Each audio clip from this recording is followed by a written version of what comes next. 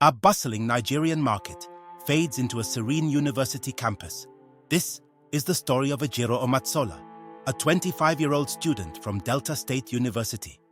A young woman with big dreams, born into a life of struggles.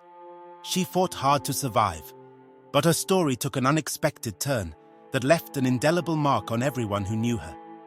Ejiro, wearing simple clothes, is shown walking through campus with a small bag of recharge cards and soft drinks. Her bright smile shines despite her surroundings.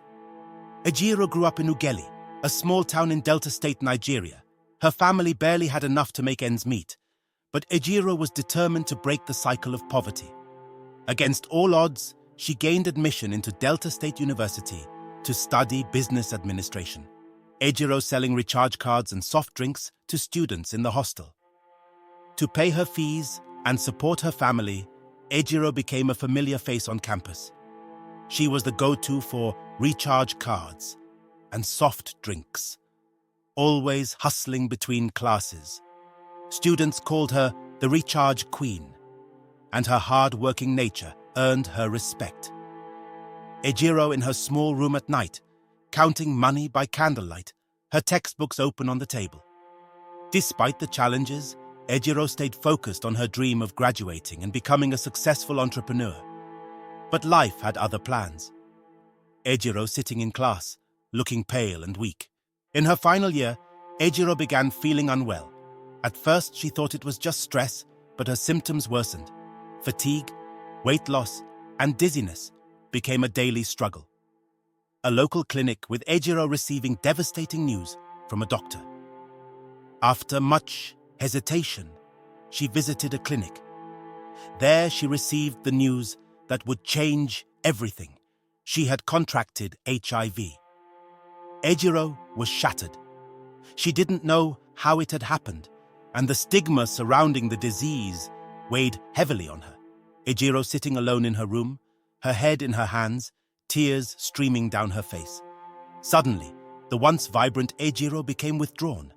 She stopped selling recharge cards and attending lectures regularly. Her classmates noticed her absence, but only a few close friends knew the truth. Ejiro's family home. Her parents, visibly distressed, sit in silence. Her family was heartbroken.